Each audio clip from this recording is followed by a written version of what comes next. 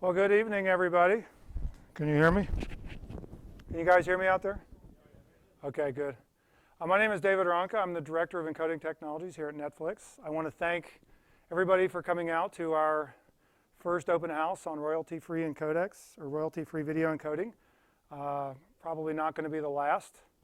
Just a little story to open up with. I can remember about 3 years ago, we went to a local event, and we were there mostly observers, and some people from Google were there to talk about VP9 and royalty-free encoding. And I remember the presentation and thinking, wow, these guys are like kind of radical, aren't a little fanatical about this. But 3 years later, we've kind of come to the conclusion that it's the right time for royalty-free codec. And so we've actually taken a considerable amount of effort and investment into that end.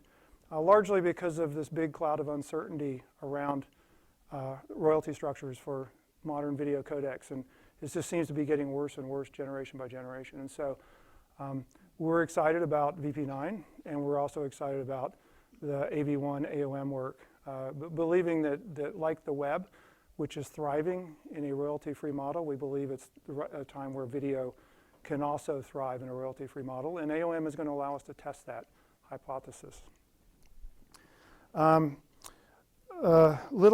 First of all, we'll go through the agenda for tonight. Starting out, we're going to hear from Jan de Kock, who's done a large-scale comparison of 3 codec implementations, X264, X265, and libVPX.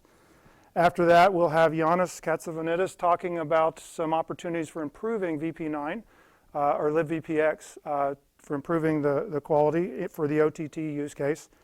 And then finally, we're going to get an AOM update from Adrian Grange. After that, we're going to have some Q&A time, and we're going to reserve all the questions until the end for all 3 speakers, and any other questions that you guys may have. A few things about Q&A. For the people who are remote, who are watching this live streaming, you can ask questions Twitter at Netflix Encoding, or you can put comments on the YouTube live feed, and we'll be bringing those in and asking those questions mixed in with the audience questions here. Another thing about questions, just so everybody knows, this is a technical evening and it's a technical presentation, and so we're going to talk about technical aspects of royalty-free codecs.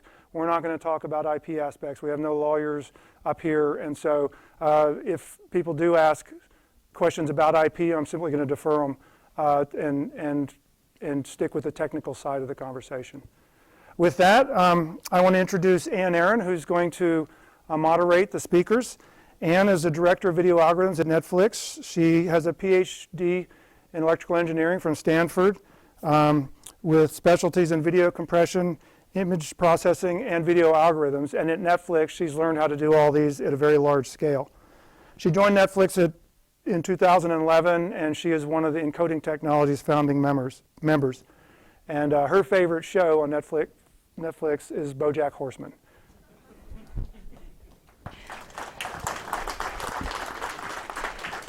Thank you, David. So happy to see a lot of familiar faces in the field of video coding, and I'm glad that we managed to get a lot of people in the room interested in royalty-free video coding.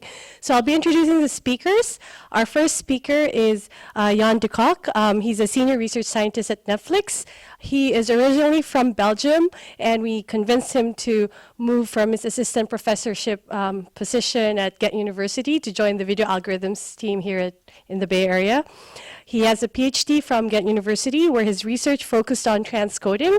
So I also asked all the speakers what their favorite shows were, Netflix or YouTube, for the case of Adrian. Jan could not decide, so he gave me 3, House of Cards, Narcos, and Master of None.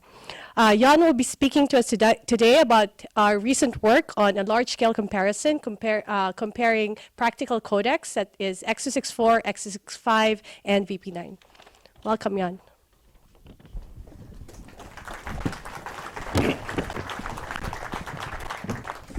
All right, thank you. Thank you, Anne, for the introduction. So, as Anne said, I'll be talking about some recent work we've been doing, comparing three encoders, X264, X265, and libVPX. So we're talking about implementations here. So first of all, Now it's pretty clear that at Netflix we have a huge interest in compression efficiency. We're streaming a lot of data on the internet. For example, if you look at the latest Sandvine report that was published, it shows that more than 35% of peak downstream internet traffic was actually Netflix data. So that means any impact that we have on compression efficiency, any change that we make affects not only our own pipeline, but pretty much all of internet traffic. So that emphasizes the need that we have for efficient codecs and standards.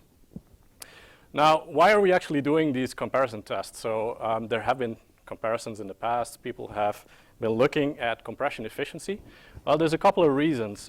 So we're always interested in finding out the state of the art of different encoders. But we have noticed that in some other tests, well, we're seeing, for example, that the scale is pretty small.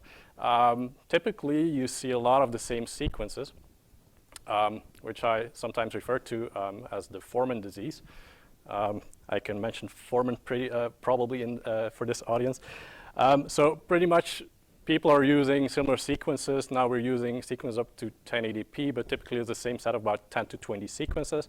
And also when people are comparing, for example, performance, they might be even using the same sequences in the test set that have been used in the training of the different codecs or standards. Secondly, also, the configurations are not always the same as what we would be using in our production pipeline, and also the encoders that are used typically in these comparisons are usually reference software, so like the JM or HM reference software. These are also typically not the encoders that we would be using in our production pipeline. So that's three of the reasons, let's say, why we're doing these tests also in-house, to have a larger test scale. We'll have a wide variety of test content. Also, we'll be using practical encoders, X264, X265, libvpx, to have three popular implementations. And also, we'll be using video on demand configuration that is representative of our use case. So I've been talking about the three codecs. They were also in the title. When you think about the state of the art in video compression performance, these are, of course, three standards that come to mind, three specifications: H.264 AVC, HEVC, and then VP9. And they have there are three open source packages. There are more available, but the three most popular ones, probably X264, X265, and libvpx. Now for HEVC, the compression performance that has been reported in previous tests is, well, consistently, people are seeing pretty substantial gains, 40%, 50%, or beyond. So there doesn't seem to be a lot of disagreement there about the potential of HEVC. Now for VP9, we have seen contradictory studies. I mean, this is pretty intriguing. We've seen tests reporting substantial gains close to HEVC, maybe better than HEVC.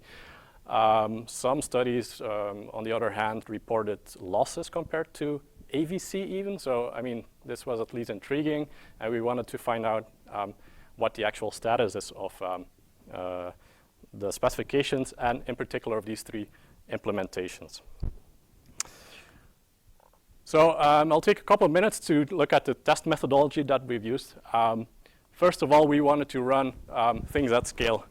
And thanks to our amazing workflow and infrastructure team here at Netflix, we can run everything at scale. We have an internal spot market. We have a lot of instances that can be used also for these kind of comparisons, so we can scale up these tests pretty easily. And that led us to use a lot of titles.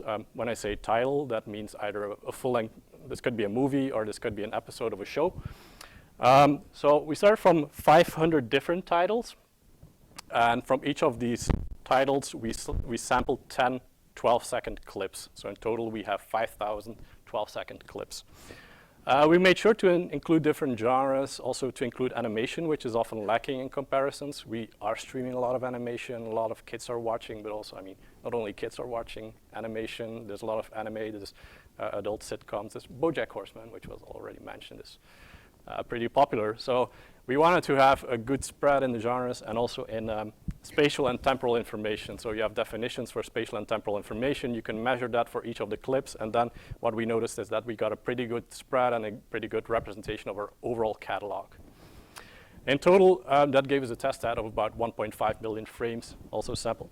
All of these titles, original titles, were also included in there. Now, when it comes to codec settings, I will just briefly mention some codec settings that we've been using or the starting point. First of all, we're using a video-on-demand streaming case. So that means we don't have to, we're not that concerned about, about real-time encoding. We only have to encode it once, and the streams might be decoded millions of times. So you could say we're using like nowhere to real-time settings, definitely non-real-time settings. Also, in comparing these three encoders, we're using a 2-pass VBR setting. In X264 and X265, you also have the constant rate factor, you have the CRF encode. You don't have that on libVPX. To equalize the three, we're using a 2-pass VBR.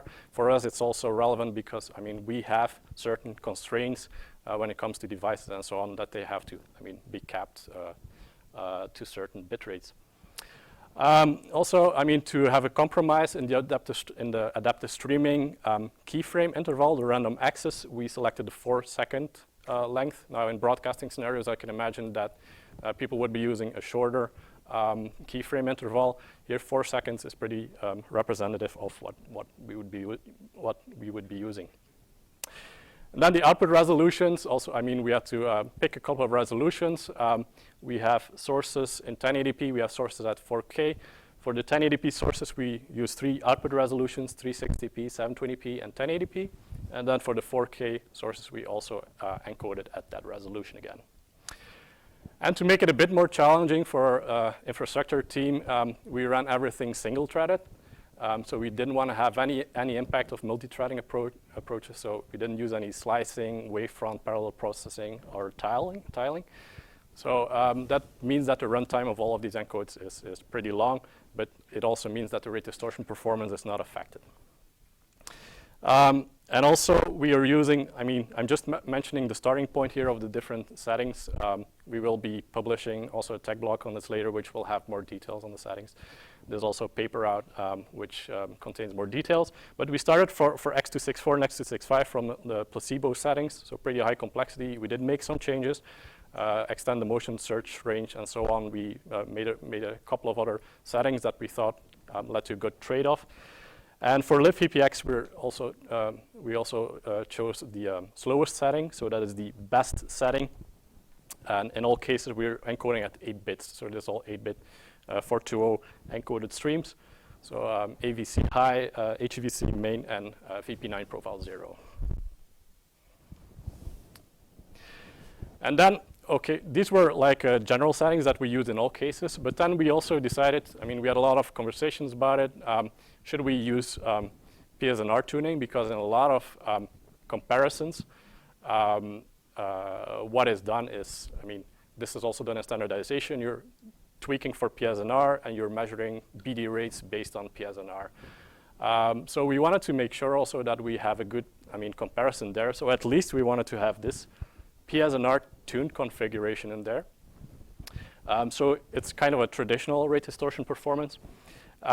So we're using the general codec settings. These are the ones from the previous slide. We're tuning for PSNR, and we disabled any settings that could hurt PSNR, such as adaptive quantization or psychovisual settings in X264 and X265. But then also, we were also interested in finding out,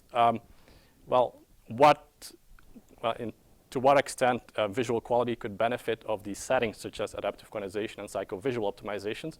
So in this case, we also had a visual quality tuned setting, which has some practical settings which could hurt, which will hurt PSNR and certain objective metrics. But we also wanted to include this because in the end, we're trying to optimize perceptual quality. So that's why we ended up with these two configurations. So I will be referring to this again, PSNR tuned and the visual quality tuned configurations. And then a bit more detail on the bitrate selection. So I mentioned that we're using a 2-pass VBR encode. This also means that we need to have bitrates. The question is then, which bitrates are we using? Since we have such a wide variety of clips out there, we have, very slow static scenes. We have scenes with a lot of action, a lot of detail, a lot of texture. So there's a lot of difference in the bit rates that you would get at the same quality.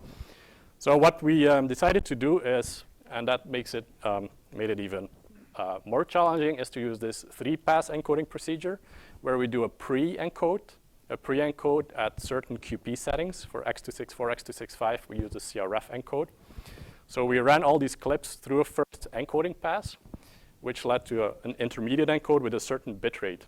And that particular bit rate we then used to steer the 2-pass VBR.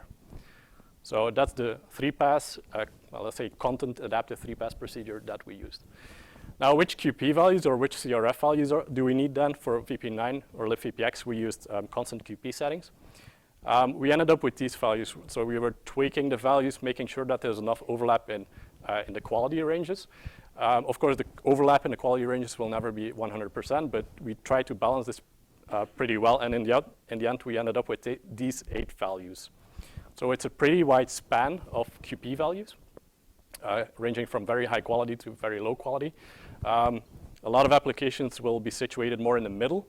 And we are also interested in these numbers. So we, in the end, we ran comparisons on the overall range, but also on 3 sub-ranges, low, medium, and high quality. And if you combine all that data from this slide and the previous slide, you end up also seeing a bit of the scale of these experiments. So the total number of encodes, in the end, we ended up with more than 750,000 encodes and more than 200 million encoded frames. So this made it like a bit of a good representative encode of our catalog. And then quality metrics. Quality metrics, I mean, we want to have quality measurements that, I mean, come as close as possible to the visual perception. First of all, I already mentioned we have a PSNR tune configuration in there, so we're also measuring PSNR traditional way. Then, we also added the PSNR based on the mean MSE. So it's kind of an average PSNR where you first calculate the mean squared error for all the frames, average it for all the frames, and then take the logarithm. This also shows a bit more. I mean, this will have implications if there's a lot of variation in the quality between different frames. So this will be better reflected in this metric. Then there's VMAF. VMAF is a metric that we recently introduced, and we also open sourced its implementation, so it's available as an open source package. It's a meta metric combining different underlying metrics, and it shows a very good correlation with subjective scores. And then we also added more traditional SSIM, the multi-scale version of SSIM, and also VIF as a 6th metric. So all of the calculations, all of the encoded videos are again, they're measured, we are measuring the quality using each of these 6 metrics. And finally, about the methodology also is, so how are we in the end combining the results? How are we aggregating the result? Well, as in standardization efforts, we're using rate quality curves, well, rate distortion curves. We're using, so we have the points for each of the encodes. We have the bit rate. We have the quality, in this case the PSNR, so we have the curve with 8 different points for each of the codecs. And then we interpolate the BD rate, we interpolate the, let's say, the polynomial curves between the points, and then we calculate the Bjørntegard delta rates to have a good impression of the difference in quality between the different curves. So as I said, we do this for the overall quality range spanning in the overlapping range for all the 8 points, but then we also did it for the 3 sub-ranges for each having 4 QP points in there, low, medium, and high BD rates. So that gives us an impression also, I mean, how is each codec performing in the low range, low quality range, medium quality range, high quality range. And again, we did this for each of the 6 metrics. And then the results, to get to the most interesting part of the presentation. Of course, we're interested in seeing the results between how the different codecs perform. First of all, we did get a lot of data, a lot of plots. This is my impression of well, rate distortion art. Each of these, it's hard to see here, but each of these plots is a separate rate distortion plot. We have a lot of those. In the end, okay, I could decorate my house with it, but in the end, we just want aggregate numbers for this. So we averaged out the BD rate differences between the different codecs, and that's what I'll be presenting. First of all, so as I said, there are 2 configurations. The first one is the PSNR tuned configuration, so the more the traditional performance. And then, of course, I'm showing BD rate savings based on PSNR. This is in all the cases, I'm presenting the overall quality range, but it's pretty representative of the quality difference that we have observed.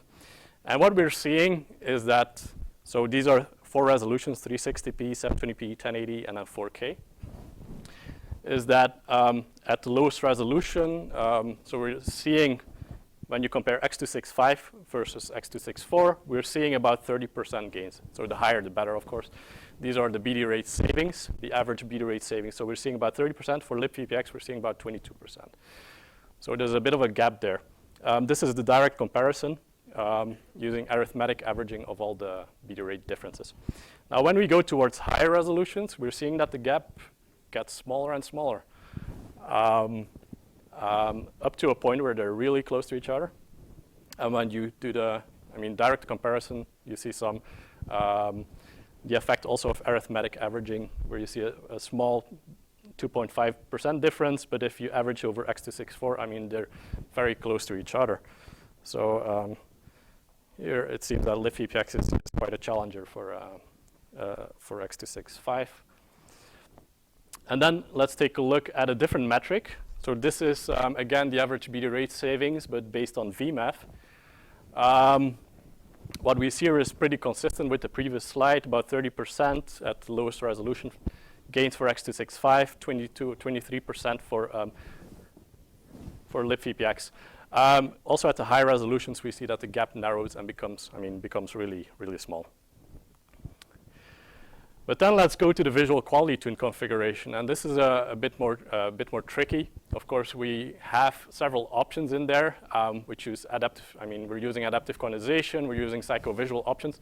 So there will be some differences. It's a bit hard to measure. For example, if you measure with PSNR, it'll be it's probably hard to make a meaningful interpretation from that. So in this case, I'm looking at the VMAF case. And what we see here is that also there are substantial gains for both codecs. The gap is a bit larger, though. So we're seeing that X265 has gains of more than 60%, libVPX more than 50%, but there's a bit more substantial gap between both. That led us also to take a look at why this difference is there between X265 and libVPX in this configuration. And what this shows is the impact of visual quality tuning between both of them. So at 43 codecs, X264, X265, libVPX, we see the gains. So using VMAF of using PSNR tuning, so the first configuration versus visual quality tuning, the second configuration.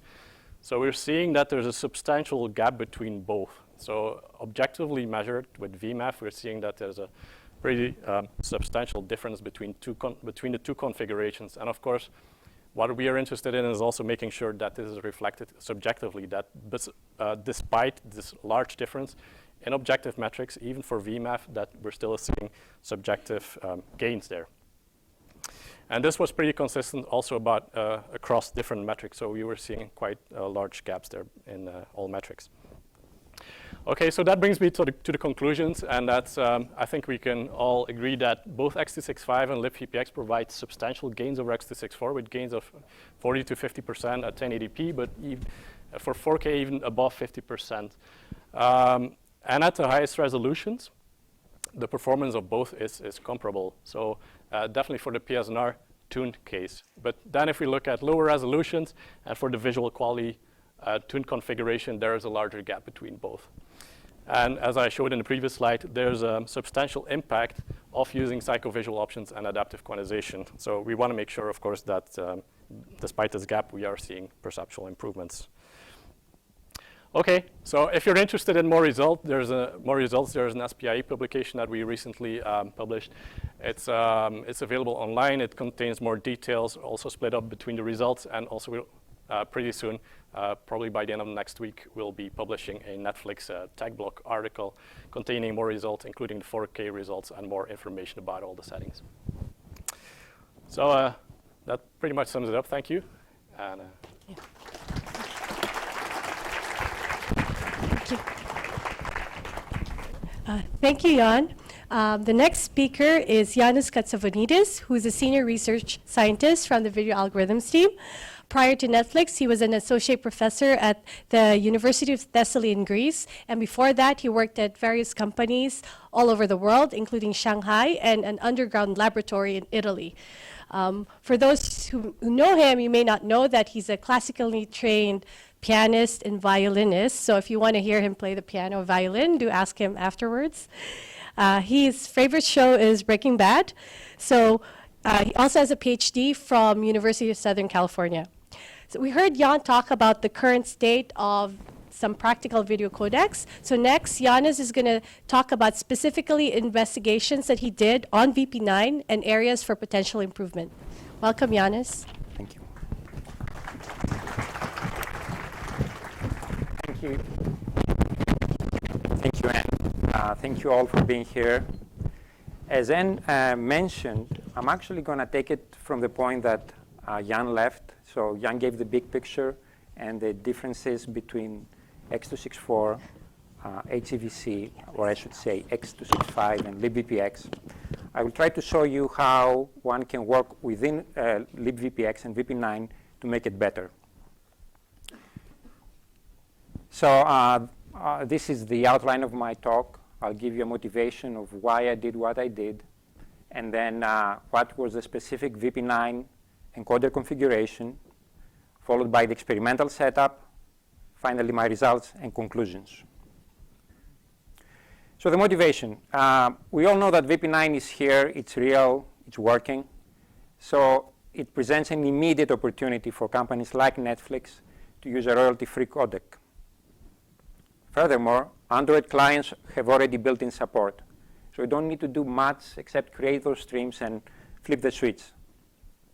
But nevertheless, it has to be tested and benchmarked on our own content for our own use case. So finally, once we decide whether it's suitable or not, we want to identify those areas that can be further improved to make it even better for our use case, both in terms of RD performance, but also computational complexity. So what are the differences with respect to what you've just heard from Jan? I went on a little bit different direction by not only looking into 10 or 12-second clips, but the entire movie or an entire episode, end to end. The target is to, once we do this benchmarking, to find those settings that can benefit our use case so that we can fine-tune the encoding parameters of libVPX. And to do that, we decided to test against some of the representative titles we have in our catalog. Not as many as Jan did, but still a good enough corpus. Finally, we wanted to see what was the best trade-off between quality, resolution, and bitrate. Now, even though Jan talked about the very high resolutions, 4K, 1080p, 720, I focused more on the mobile use case, right? Mobile streaming with low resolutions and bit rates. So the setup, entirely based on libVPX and currently using the stable 1.6.0 release with 6 different configurations. AQ stands for adaptive quantization. So adaptive quantization 0 means no adaptive quantization, and CPU 0 best is the slow setting that Jan talked about, but I also tried what happens when you use a faster setting like CPU 1 good. And then I did both fixed queue and subsequent 2-pass VBR, pretty much driven by the same mechanism that Jan talked about. So you do a first pass on a fixed QP, you determine a bit rate, and then you feed it to a 2-pass VBR. So, excuse me, 2 configurations for AQ0, CPU 0, 2 configurations for AQ0, CPU 1, and then what happens when you enable adaptive quantization? There is a setting, 1 or 2. So these are the 6 configurations. The resolutions, as I've said before, targeting mostly the mobile space. So the highest was 960 by 540, and then going lower to 640 by 360, 480 by 270, and finally 384 by 216. All of them square pixel, by the way. I used 4 different quality measures that are very similar to what Jan talked about. 2 of them are PSNR based. I call it PSNR-Y or classic PSNR, where you are only considering the Y channel. You are taking the logarithm for every frame, and then you are averaging logarithms. Or what I call true PSNR, which is you do an MSC of the entire movie for all 3 channels, and then you take that logarithm and you express it. It's easy to see that true PSNR actually will penalize those really bad-looking sections and bring the metric down, while classic PSNR will not do that. Finally, VMAF. How do you calculate VMAF in a very long sequence? You can either say I'm going to take the arithmetic mean, where every frame has equal weight, or you're going to do a harmonic mean, where again, something that looks bad is going to result into a lower score. So again, 4 metrics: classic PSNR, true PSNR, arithmetic VMAF, and harmonic VMAF. Furthermore, and that's another difference with respect to Jan's work, everything is scaled up to a target resolution, so you can actually compare across resolutions and address one more question that I'll be talking about later. The content were 10 titles, 8 of which are part of our most popular, and 2 publicly available. To the left, you see El Fuente. To the right, you see Meridian. Many of you must have seen Meridian previously during the demos. These are the 8 titles. You see my favorite there, too. They represent, as Jan said earlier, different complexities, encoding different features, motion, texture, details, animation. So how about the encodes now? The attributes: standard frame rate, either 2398 or 2997, BT709 color space, and YUV420 with 8-bit samples, and profile 0 in VP9. The total corpus was about half the size of Jan's experiment, about 750,000 frames. So if you do again the math, 4 resolutions at 4 QPs, and 6 configurations means 96 different encodes per title, a total of 960 full-length encodes. Yet one more, you cannot talk about video compression without having RD curves. This is the typical picture I saw. There were many of them where these 6 configurations were tested, in this case, using true PSNR. Please note the very low bit rate on the horizontal axis. We're talking about a very different world, 40 to 60 to 100 kbps. That's, again, using PSNR as a metric. And here is the same asset that you saw earlier using the arithmetic mean VMAF. So you get a feeling of these numbers. 100 would be like the perfect looking video. 80 would be something that users would rate 4 out of 5 in a classic scale. So results. As you can see, the results, first of all, there were just too many of them, so I had to project and present the results on a subset. In this case, you are seeing what is the effect of adaptive quantization only, having all the other parameters fixed. And the news is that actually adaptive quantization hurts not only PSNR, but all the visual metrics. In particular, AQ mode 1, which was used as part of the testing that Jan reported.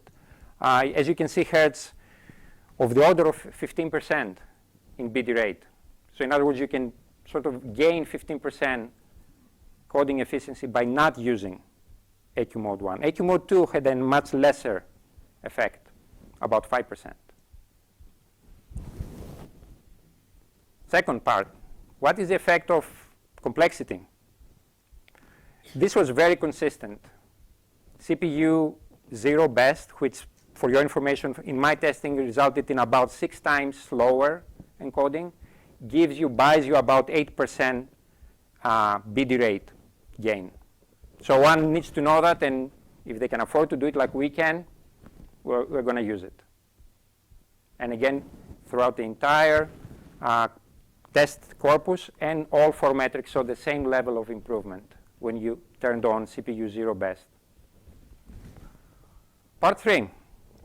That's going to be a little bit of a, I think, controversial item. Is actually 2-pass VBR improving things? And by how much? Depends which metric you like. But if you use PSNR, the answer is very obviously no, because it stands out to about a 17%.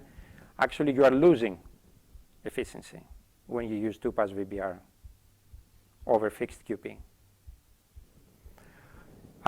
Why there is so much discrepancy between true PSNR and classic PSNR? It's still under investigation, but it seems like the segments of video where 2-pass VBR doesn't do a good job is really bad, and it overwhelms the regions where it does good. And I remind you that true PSNR captures that aspect. That variability is better reflected in true PSNR. But someone may say, how about if that actually results into a visual improvement that doesn't get captured by PSNR? Well, even using VMAF, our perceptually weighted metric, you do see a 8 to 15%, depending which averaging you do, of deterioration. So quite some interesting stuff there. Finally, the resolution question. It's an obvious question that most practitioners are facing daily. What resolution should you really be using at 100 kbps for that title? We've already addressed that issue in the past. There is a link for a blog post that we did called Per Title Encoding, which really means you try the different resolutions, scale them up, and find from the convex hull which is the optimal point to use. So if it just happens that, I don't know, 640 by 360 works better than 960 by 540, you should do that. I applied the same technique, and a very interesting now set of plots came out. And I draw your attention to this example of El Fuente, for example. You see that there seems to be a very nice continuum as you move along and passing from one resolution to the next. What does that really translate to? Well, the way I put it is you are better off to use the higher resolution and go to a higher QP. So remember that this point here is the highest QP of 960 by 540, for example. And this point here on the yellow, which is behind, is the low QP of the 512 by 270. So even though there is a marginal advantage, the fact that you can seamlessly go, it really says that it works pretty well.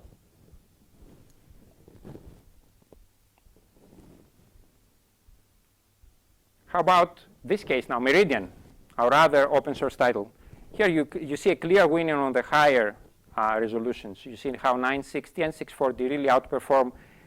You would be tempted at 100 kbps to say, I'm going to use the 480 by 270, but actually you are better off to use the high resolutions. So the conclusions. First one, adaptive quantization does not help, at least when you look into these cases and metrics. No adaptive quantization outperforms adaptive AQ1 by about 15%. AQ2, the situation is a little bit better, but still, adaptive quantization hurts. CPU 0, of course, helps by about 8%, and that's very consistent. You can bet on that. Fixed Q does provide improvement based on my study on most, but as I've said, not all cases. And I will leave that on the next slide as an opportunity. Finally, high resolutions with low QP are in general preferred over low resolutions, low QPs.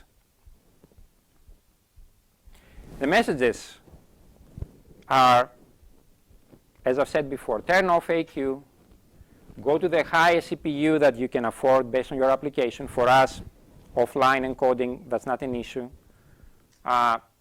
Find and target that optimal resolution, and then why not use fixed QP if you see that 2-pass VBR is hurting you. Now, you remember that slide with that gap between HCVC and VP9? If you fold all these new findings, the situation is a little bit different. So these same tunings that can make VP9 improve at the same time brings down the gap between HCVC and VP9 to make it a real practical and applicable codec for OTT streaming. Finally, and that's like a wish list, the things that don't work currently, like adaptive quantization, or don't work as well, I should say, for our use case. 2-pass rate control and encoding speed, we should all work and make it better. Future work, because this we're not done yet, is that we in our team are doing a great push to further improve beyond the point that I just showed you today. This is work that is within the framework of the current configuration of libVPX. But we do have lots of new ideas, and I'd love to talk about it, but that's for another place and time. Namely, the placement and the quality choice of alt refs.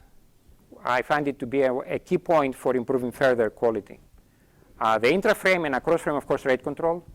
And again, this interesting choice of resolutions can really bring up much more value within VP9.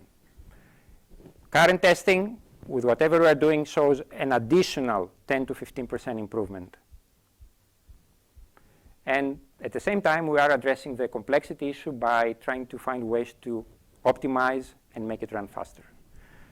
And with all that, I would like to take a moment and show you the rest, because you've already seen Anne, our manager and director now, Jan and myself, but there is other people that belong to our video algorithms team, and they all helped through multiple discussions, tools, and data analysis. And I would like to publicly thank them all.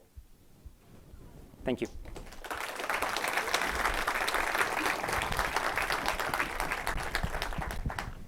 Thank you, Yannis. So far, we've been looking at VP9 and other current codecs. Now it's time to look forward. For the next speaker, we're going to have Adrian Grange from Google. He's currently the chair of the Video Codec Working Group of the Alliance for Open Media, and he also leads the Chrome University Research Program at Google. Since joining On2 in 2000, Adrian has worked in all the different generations of VPX. Adrian originally hails from Birmingham, UK, not Alabama, Birmingham, UK. So we have a very international set of speakers today. Adrian claims that he doesn't watch TV, which is understandable if you work on video, every day. But if I had to force him, he did like the original BBC House of Cards, and he also loved the Netflix remake of House of Cards. So Adrian will give us an update on the Alliance for Open Media, Media, and the AV1 codec. Welcome, Adrian. Great, thank you. Thank you very much, Anne. So what I was proposing to do today was just to give a high-level overview of where we are with the Alliance for Open Media and some of the reasoning behind forming it and some of an overview of some of the results that we have so far. So the first question is, why do we need new codecs right now? I think pretty much everybody in the industry realizes that there's an exponential growth in internet traffic, and currently around 61% of that traffic is video or video related. By 2018, the predictions are saying that that's going to rise somewhere over 80%, somewhere between 80 and 90%. So why is this a problem? Well, a lot of the markets that have traditionally had access to the internet are becoming more saturated, and companies such as Google are having to move to other markets to develop other users. And to do this, they're having to go to countries where maybe internet access isn't as prevalent. And the first point of contact to many of these users is actually through the cell phone rather than the desktop or the laptop computer, as in the more traditional markets. So these cell phones have obviously bandwidth limitations. Also, if you look at the increasing demands from existing technologies, things like increasing frame size, resolution, color resolution, frame rate, they're all generating a lot more data. So even existing applications are contributing to this exponential growth in internet traffic. By the time you add in some of the new applications, in particular virtual reality, then you can really see that there's going to be a problem there. I think there was a Forbes article which referred to the internet pipes breaking if virtual reality, or when virtual reality takes off. So it's clear that something needs to be done, and the sort of things that we need to be looking at, we need to reduce latency. to encourage real-time video applications. We need to make things smoother by reducing rebuffering, particularly in the new developing markets where we're probably pushing the kind of content that we're pushing out in terms of resolution and data rate, given the networks that are available to us. And we need to also encourage the uptake of more HD content, again, particularly for virtual reality applications, for example. So given that we need a new codec, then why AOM? Why don't we just leave it to the traditional sources of new codec development? So we can kind of split things up into two. On the right-hand side of this slide, we've got the traditional broadcast and disk-based industry, which has been very standards-driven, mainly because of the need for interoperability. You need to be able to go and buy a box off the shelf from manufacturer A, and it needs to interoperate with manufacturer's B box. So standardization makes a lot of sense because there's a heavy investment in hardware infrastructure. When you move to the web, things are slightly different there because you're moving maybe more to a software model. And there's been more fragmentation of codec technology over the years. The codecs have come and gone, and they've fragmented the market, which increases the costs of the entire provisioning pipeline over the web. So what we would say is that we need alternatives. We need open source technology. We need royalty-free technology to fit in with every other aspect of the internet stack. And we need to break away maybe from the traditional standardization-based model. But we don't need to completely get rid of the standardization process itself.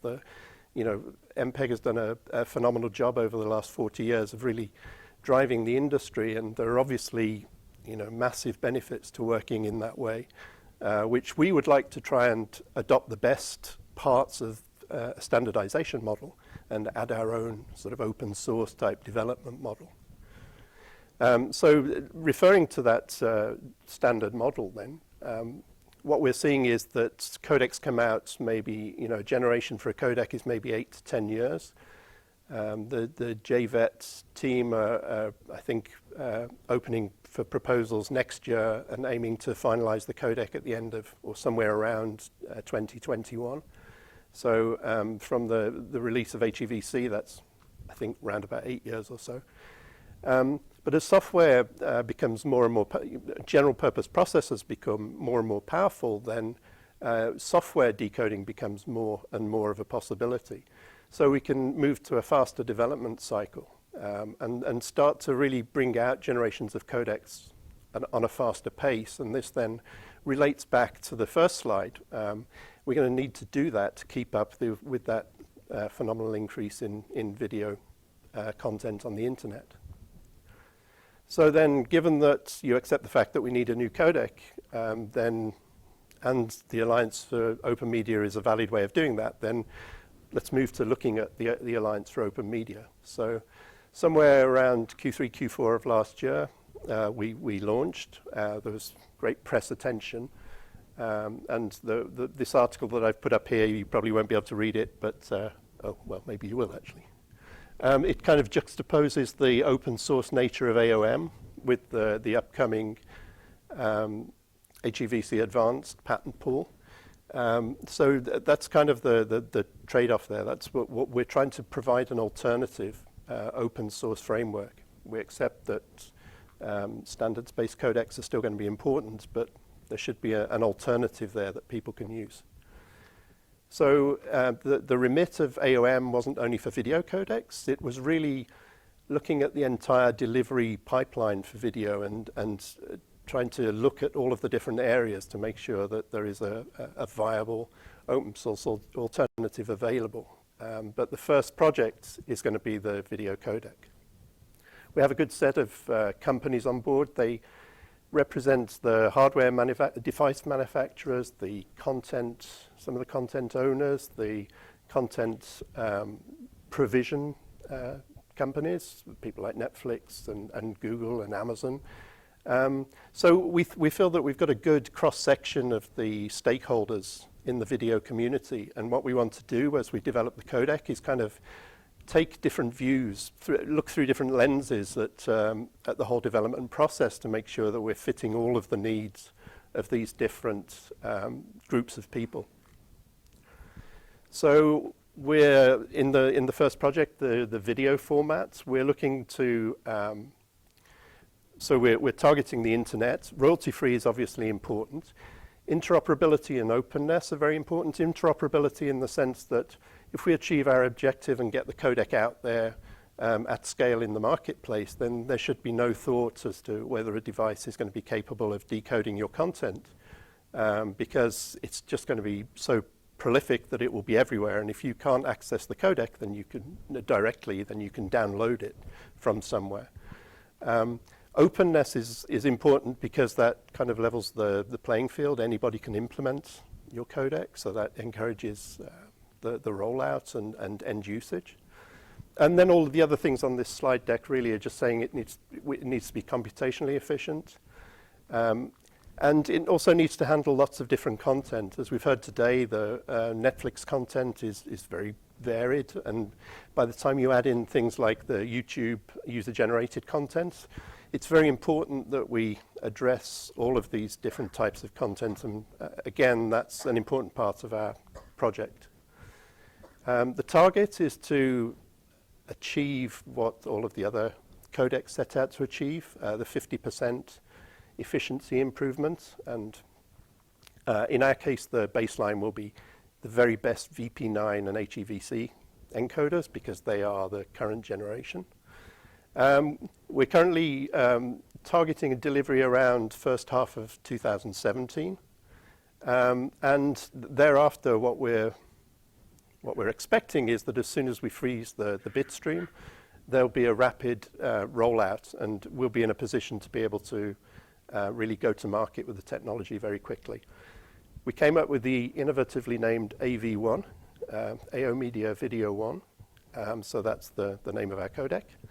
And the way we work, I'm chair of the codec working group, so our remit is to study new tools, and we have a consensus-driven approach for deciding whether we want to adopt those tools or not, based on an experimental approach, similar to MPEG, I guess. We have subgroups, so a lot of the specialized work is done by the testing subgroup, setting up the conformance test conditions. The hardware subgroup is very important. We want to make sure that what we produce can be factored into hardware and built in hardware with no problems. We want the RTC subgroup is looking at things like error resilience, making sure that we have ways of detecting and correcting transmission errors in a real-time scenario, and also generally improving the efficiency of the bit stream. And we have the editorial subgroup. As Google, we realize now that you need a high-quality spec to really go forward. So we've kind of that will be taken care of with AV1.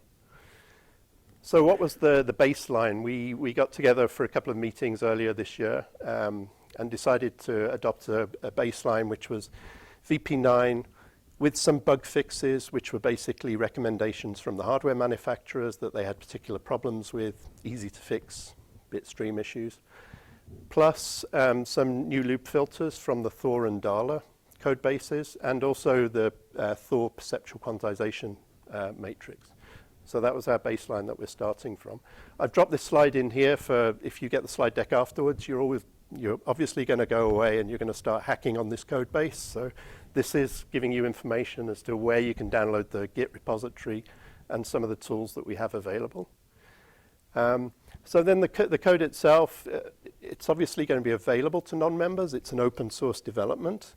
And also, we will take contributions from anybody.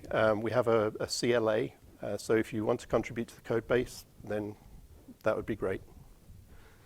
So a quick overview of where we are in terms of some of the experiments that we've got running right now.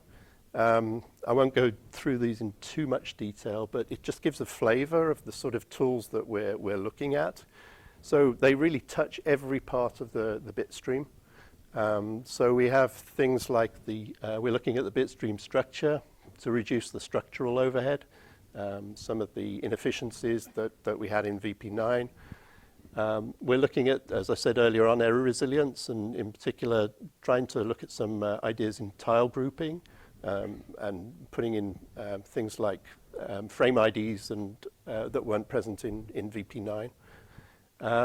We're looking at the interaction with the packetization. So we want to make sure that the bit stream that we produce is easy to integrate into transport packets. So entropy coding, we're moving away from the Boolean coder in VP9. And we have a couple of options here. We have the Google ANS multi-symbol encoder, and then the Dala entropy encoder. And we're just testing those right now. And we're hoping to get the Dala entropy encoder integrated as quickly as possible. That will give the Dala guys a basis for integrating their PVQ coding technique. And the entropy coding in general, the way we're going to do things will give us greater adaptivity.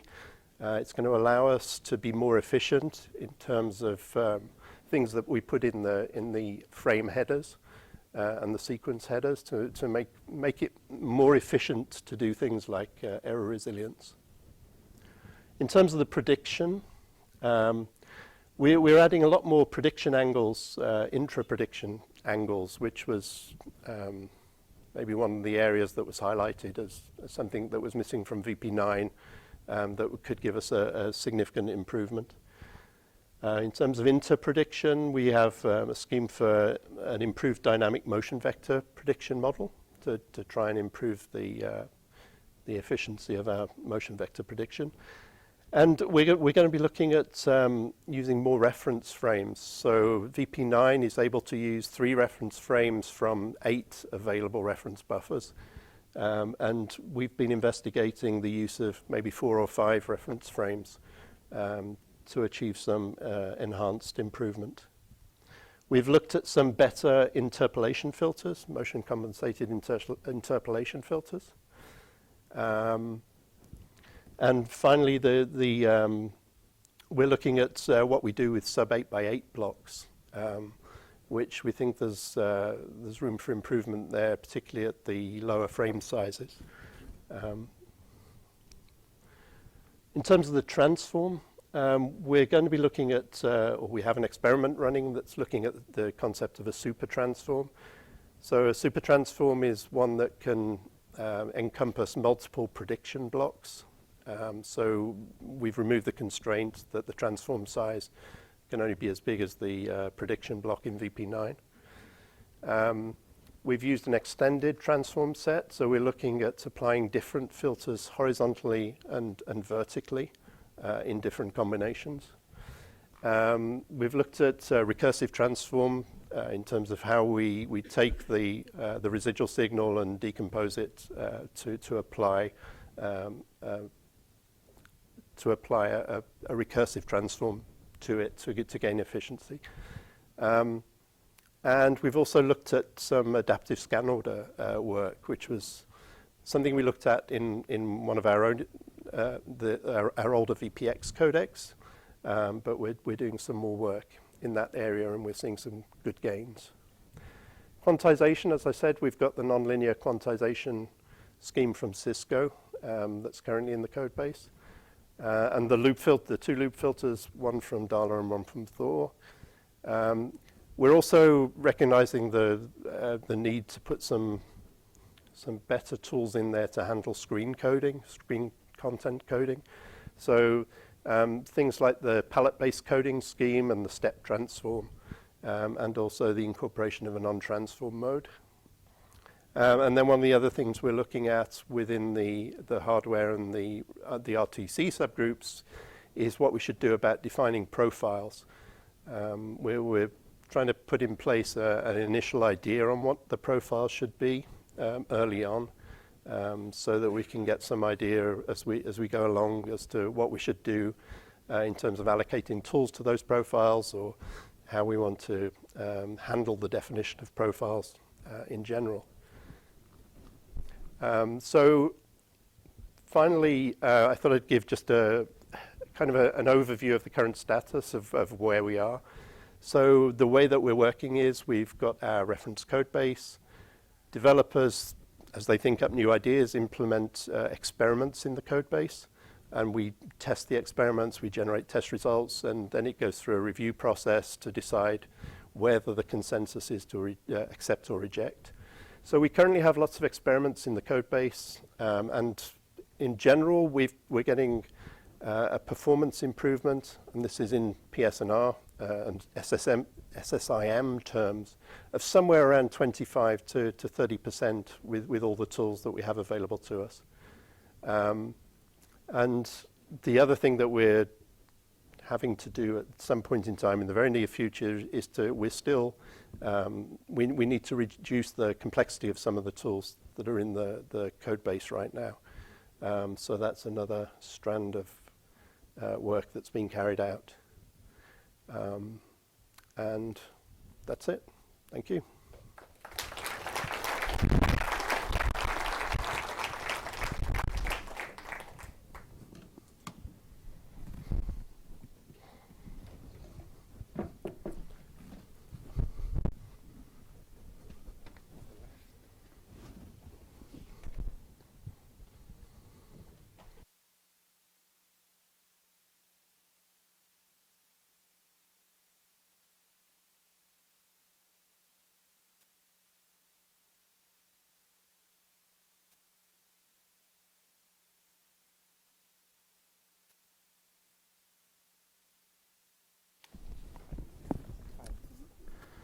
Okay. We're going to go into Q&A for all of our speakers. In addition, we're going to invite Tim up from Mozilla. Tim, are you still here? So you guys are welcome to ask us any questions about any of the talks, or if you have questions about AOM beyond what was discussed, or even about some work that we're doing, some of our work we're doing around with VP9 or AOM. As I said before, however, what we're not going to answer tonight are any questions about patents or IP, because we don't have any lawyers on the stage. So if you could keep the questions on the technical side or the work that we're doing, that would be appreciated. For anybody who's online, you can submit questions. We'll be monitoring our Twitter account and YouTube, and those are being fed to me. So as we're taking questions from the audience, we'll also be looking at questions coming in line. Lastly, when you do ask the questions, I ask that you please ask the question and not give us a 5-minute lecture. Okay, so we'll put the mics over here. And since you're standing here by yourself, I'll give you the first question. Hi, I'm Pierpaolo. Question for Jan. What's the cost of the VP9 H.265 compared to H.264? So I understand you didn't have a lot of CPU constraints in your scenario, but let's say you have 1,000 machines and you're achieving a goal right now with H.264. I want to move to H.265. How much does it cost me? So the question for everybody online is the cost of encoding HEVC versus VP9, particularly the cost of computational complexity. 264. I'm sorry, 264, 265, and VP9 in terms of computational complexity. Well, I don't have exact numbers actually. It's obviously the settings that we use for X264 will lead to a lot faster encodes for AVC. In this test, X265 on libVPX were pretty close. I mean, it depends on the content, but for certain encodes at 4K, we were seeing encodes of a couple of hours actually for a 4K encode. But I want to emphasize also that there are a lot of faster settings available, and we're really at a point where we're seeing diminishing returns. I mean, just to follow up on that. So the purpose of the test was not to look at the speed. So if that was a purpose, we would have changed the settings a bit and find the better operating point. So it's hard to make a conclusion from this specific test. And for the sake of the questioners, it almost looks like we have mics on these stands. In fact, we don't. So you don't have to speak into the mic. In fact, you're more than welcome to stay at your seat and raise a hand. You ask a question, and I'll repeat the question. Sorry about that. It's just so you're the next. All right. The last speaker mentioned that software decoding was becoming a reality. Really? what makes you say that? Because like my MacBook Pro like burns when I play video on Firefox. Yeah, I guess it's particularly in the mobile space where, particularly maybe low data rates, you have to do the trade-off between hardware encoding and software encoding. One of the things that people don't always think about with software decoding is if you can save 50% of your data rate, then you're saving things on things like the power of the radio in the device. So it's a difficult trade-off to make, but what we're seeing is that there are definitely cases where it's more efficient to do things in software than in hardware. Certainly not in every case, absolutely. Go ahead. So adaptive quantization is dead. Do we trust VMAP enough to poll it officially? And how does that relate to perceptual quantization in AOM? So the question, adaptive quant is dead. Do we trust VMAF enough for that? And I'm sorry, and How does that relate to perceptual quality in AOM? I'll take the first part. So I would not go as far as say it's dead. It may be not working as the way everybody expects. So that's my point. That doesn't mean it cannot work. I'm a true believer that if you do things right, it should improve, say, VMAF, even though PSNR may hurt. So yes, it could work better. Yes, it doesn't work the way, but it's not dead. Now to the point whether we trust VMAF, that's a very good question. I think VMAF is a much better measure than others. It's not perfect. We are working very hard to make it even better. But I think the ultimate goal of making a metric that does reflect human perception, we're getting close to that, at least when it comes to adaptive streaming. And maybe to follow up on the VMAF too, I mean, we have started investigating this because as you saw from the results, Jan's results, where AQ was reducing all the metrics. So we are closely looking at these results and figuring out whether VMAF is saying the right thing. And I think right now, so far, we think it is giving us the correct results for those particular cases where AQ mode on or off was much better than off. Yeah. One more. Again, keep in mind that the longer the sequence, the more difficult it is to come up with a truly, because what exactly is a human's point of view after you watch 5 minutes of video? Do you really remember the last, the first, the middle?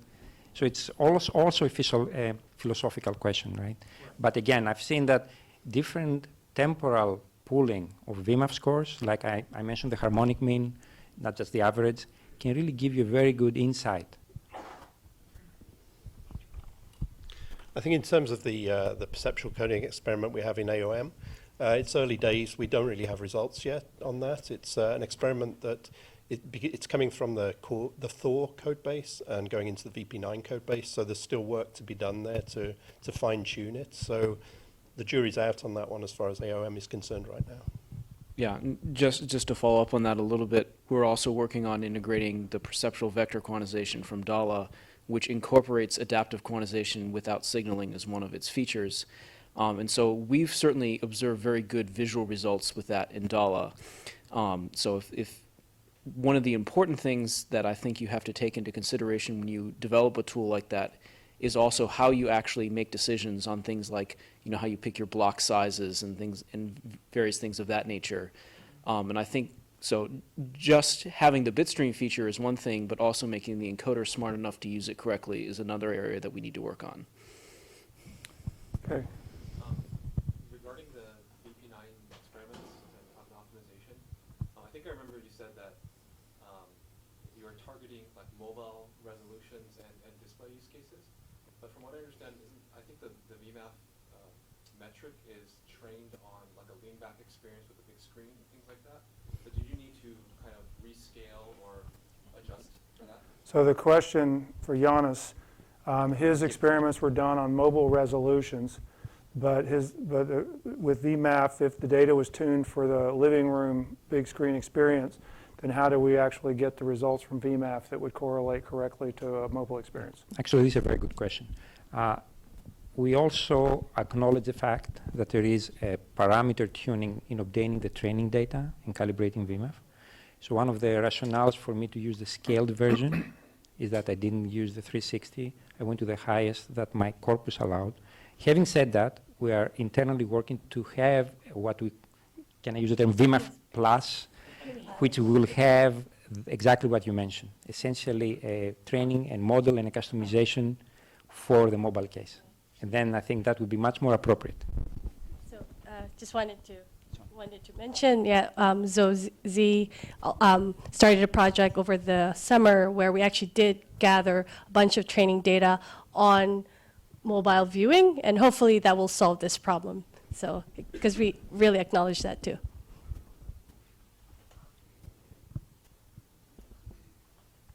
Next question, right here. I test AVM code probably in May, and at the moment it was something like 90% VP9 code, and it provides probably maybe 5% better quality than VP9. Well, maybe I have a mistake. Today you told that you expect 25–30% better than VP9 and claim that you may gain even 50%. And tell me please, what is the secret weapon? Actually, what I saw today, it was something like 0.5% there, maybe up to 1% here. Right. But what can do this? So, Step. so the question, and I will say the people that are watching this online are not having nearly as great an experience as we are. The question though is the version of AV1 that you tested on showed about 5% gain versus VP9. You're claiming 25 to 30, possibly up to 50. And the question is what we're going to be doing, what's the magic that's going to give us those kind of results? Is that a good, okay. Yeah, I think taking those numbers, the 50% is what we're aiming for at the end of the project, or when we freeze the bit stream. So we're not claiming to be there right now. The 25 to 30% is what we have is Google have sets of experiments that are currently integrated into our internal code base, and then we have lots of tools from everybody else integrated into AOM, and we're starting to move our own tools across, Google's tools across into the AOM code base as well. So we're not measuring those that 25 to 30% wholly on the AOM code base right now, but we've got a good sense of what the set of tools are that between Google and the other members that have submitted tools, and 25 to 30, that's why we give the range 25 to 30%, because we don't have a finalized set of test conditions yet. And also we're still in the experimental stage, making some of the experiments interoperate as well.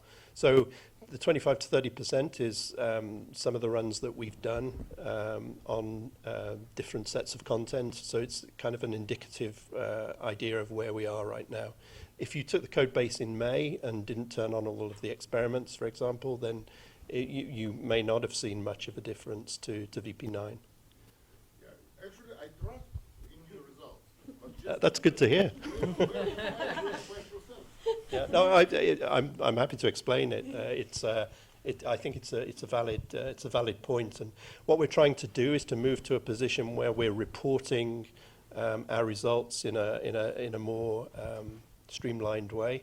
But obviously, it's a project which is evolving, and we're not there yet with having these metrics in place, but we absolutely realize that that's something we have to do, and we're moving closer to that. I would like to add that Ann's team, as you learned tonight with Jan, they've now set up a model for large-scale testing of a codec against a large catalog of content. And so we look forward to actually running AV1 through some cycles and being able to produce some data. We're going to give it a little more time till it's a little more mature, but we'll be running these kind of tests, and then we'll be able to share with you data that shows, keep in mind that's for the OTT use case. There's other use cases that would need to be tested under, but for OTT, we'll be able to show you how it's comparing against the existing codecs against a very large set of premium content. Next question, yes, sir. I'm assuming that the reason you guys use only 8-bit content across all of your codecs is to have a level playing field. But I haven't heard anything being said about 10-bit and HDR. So I'd like to ask what impact do you see on how to develop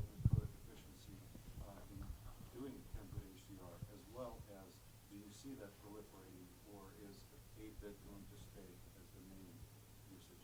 So the question is, all of the testing we talked about tonight was all using 8-bit across all three codecs. But we're now moving into 10-bit with HEVC and VP9 moving to 10-bit and HDR. And the question is, are we going to be sticking with 8-bit, or do we intend to be moving into doing more testing in the 10-bit plus and HDR? And the question really is, how do you see the efficiency of the codecs? Is it going to be, 50% more improvement or less when using? Okay, so the question, I'm sorry, thank you for the clarification, is specifically with regards to efficiency. What do we see as far as efficiency when we move to 10-bit and HDR?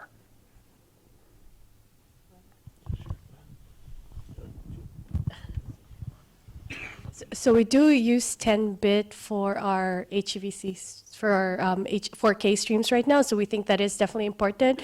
For this test, we just chose one profile. It was hard to test many configurations, so we just focused on 8-bit, but that is something that we will be investigating too.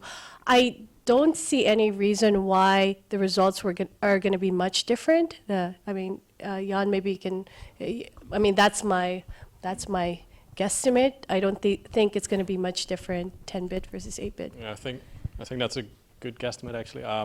We haven't run a large scale test yet, but some smaller scale tests. So comparing AVC high 10 and then comparing that to HEVC main 10 using X265 and then VP9 profile 2. And I think the 50% improvement will definitely hold there, or might even be bigger.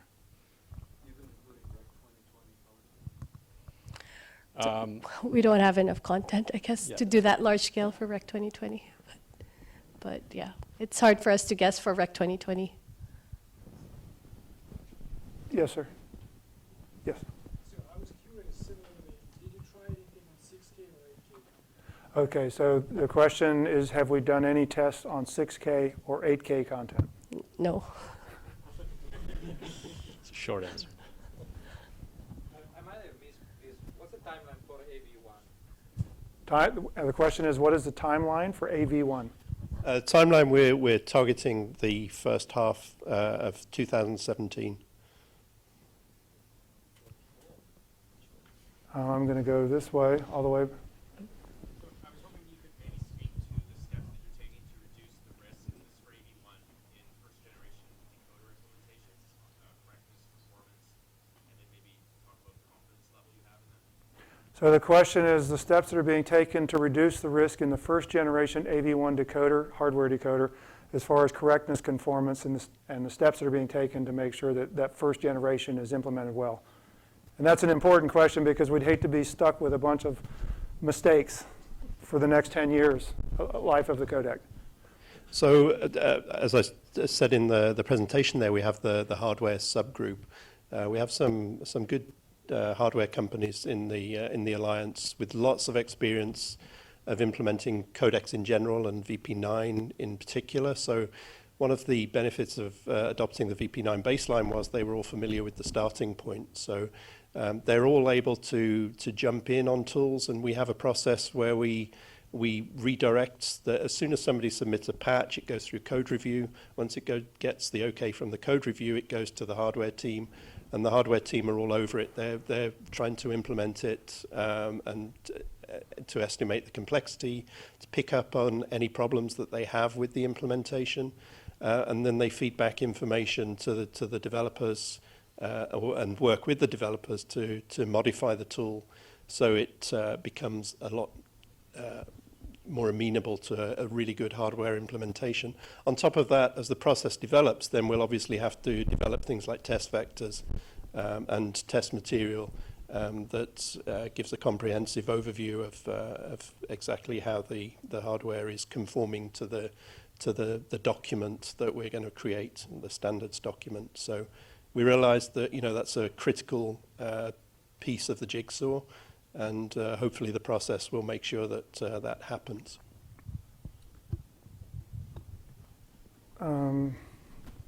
Right here. Great tests that I've seen here. One question is, maybe a speculative question, is how different would any of these test outcomes be if this wasn't so much for a entertainment video, Netflix use case, but more of a real-time, low latency, like WebRTC conversational video use case? So the question is, how different would the results be were the tests not for like the OTT non-real time, but for like a real-time video conferencing or some other web use case? Not mine. I don't know, actually. I wouldn't know. will dare to say that that's Yeah. outside of the Netflix use case, and it's just simply something we've not tested. Yeah. So there's other companies that would be really interested in that data, and we'd love to, if we have a follow-on event, actually I won't say if, when we have a follow-on event, which would probably be almost all AV1 centric, we would maybe invite those people to come in and have that conversation. But for us at Netflix, we have not and do not anticipate doing any testing for that use case. Yes, sir. On your video quality or bitrate encoding efficiency test, my question is, from my understanding, all these tests are based on fixed QP without rate control enabled. So if we do, from my understanding, if we enable rate control, the adaptive quant becomes really critical. For certain, from my experience, tuning some scenes that AQP can knows where to put the bits on. Okay, so the question, I'll try to get the question out of this. You believe that the tests we're doing are all done with a fixed QP? And your question, and not rate control, and from your experience, you believe rate control and adaptive quant would be relevant, and you want to have us comment on that? Yeah. In the test I presented, we're using this 3-pass procedure. So the first pass is actually either a C or F pass.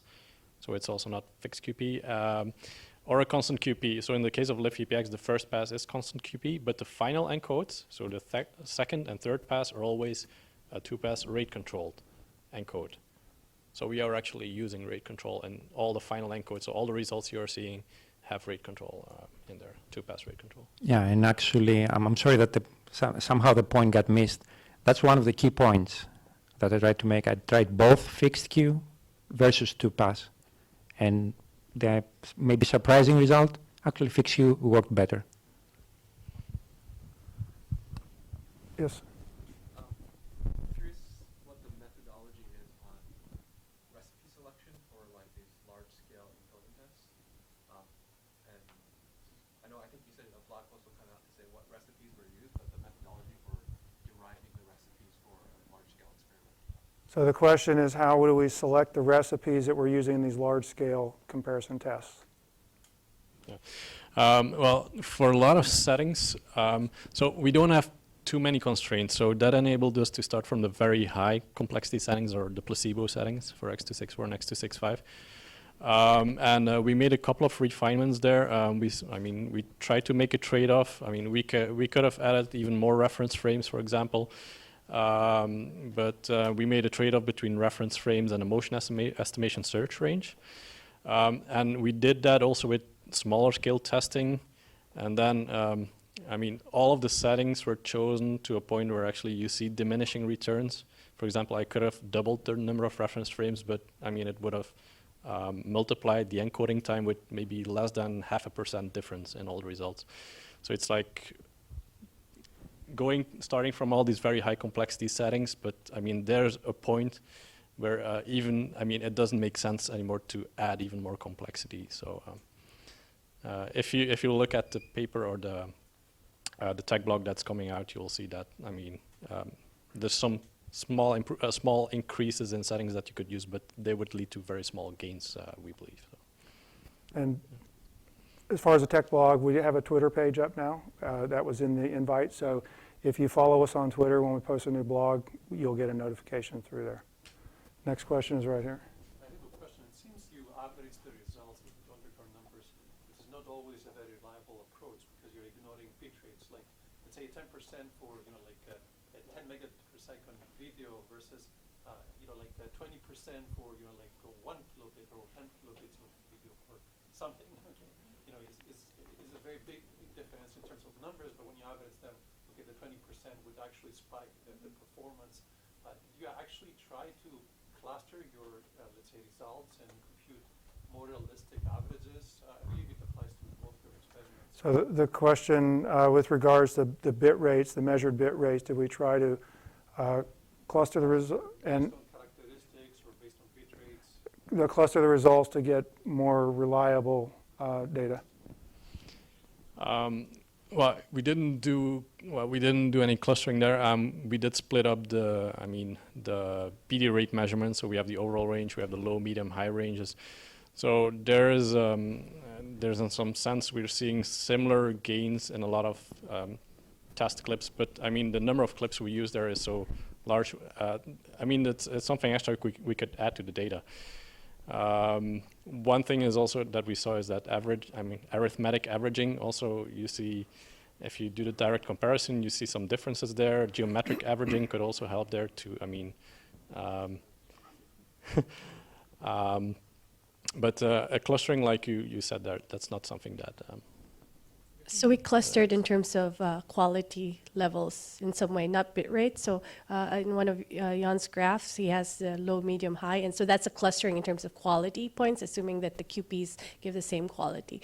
But that was another idea we had. It was a bit harder to do the clustering on a large scale in terms of bit rate or in terms of quality, because that's another level, like an actual quality metric. That's another direction we were exploring, but running it large scale, it was easier to cluster on QP values or CRF points. So we have time for 2 more questions. So I'm looking to the back, right there. So I wanted to ask, with respect to doing the Netflix encode, why use X265? Why not go super heavy on the encoding, use your own custom encoder that will do a lot better than X265? So the question is, with regards to Netflix encoding, why are we using X265? Why not have like a custom Netflix encoder where we try to wring out more opportunity? So the test used X265. It doesn't mean we're actually using X265 in production, but this was the test that we could publish. And could easily be reproduced. Can we reproduce outside? So if we were using licensed codecs, it's hard to publish those results, and it won't be reproducible. So I guess I will say reproduce with that portion of the test content that's open, but obviously not with the portion that's not open. One more question right here. So the question about AV1, so is there any concrete goal about the complexity to achieve 50%? Yeah, so the complexity of the encoder, we're targeting an increase. I'm sorry. I didn't repeat the question for people online. The question is, with regards to AV1, is there, the question is about the complexity we're willing to absorb in order to gain that 50%. Yeah, the encoding complexity. So to get the 50% improvement, we're targeting a maximum increase in complexity for the decoder of around 40%. And for the encoder, we've said somewhere between 5 and 10 times the complexity of a VP9 encoder and decoder. So those are the sort of the rough ballpark figures that we've talked about. So I actually just had a question come in online. So, and this says, in VP9, thanks to alt-ref frames, you can adapt up before and intra frame in VP9. So it is not a fair comparison even if you force the same gap size of 4 seconds. Any comments?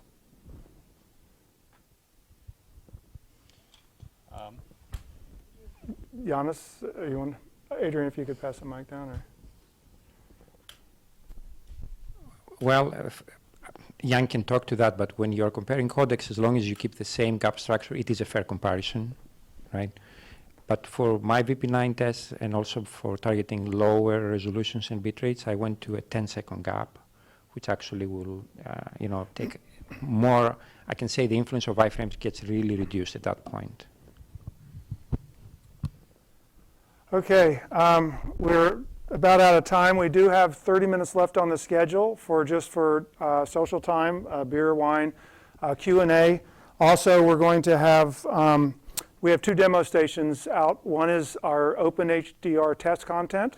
It's content we're making available to the larger community for testing and for future codec or video research and development.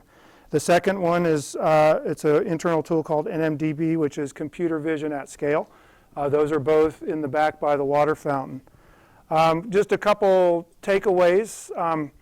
I never told you guys what my favorite show on Netflix was. Can anybody guess? Okay. The tagline of tonight was, you know, royalty-free codecs have removed licensing uncertainty. Can they also advance the state of the art? Here's the big hint. Stranger things have happened. So I think that we would answer, and what should be obvious tonight, the answer to that question is yes. I did want to note that in Adrian's presentation, there was a clip from a news article, and Netflix was in a bucket called others. They called out Google, Microsoft, and Amazon, and others. In spite of being in that bucket of others, Netflix is actually, we consider ourselves very largely invested in the royalty-free codec community, as seen by the work we're doing in VP9 and our desire and intention to get every last possible bit out of VP9, every opportunity that's there. In addition, we're engaged with the AOM as far as, you know, providing test vectors, providing requirements. We'll be looking forward to testing AV1 in our workflow against a large catalog and providing results there. And also, we would expect to be an early adopter of AV1. So with that, I want to thank everybody for coming out tonight. I hope you enjoyed this. And one last thing. This is very important. I'm almost obsessive about Stranger Things. We have this really great piece of swag. Everybody here should have one when you leave. Please take only one. But if you have not gotten one, make sure you get one on the way out. Thank you all very much. We'll all be outside for questions.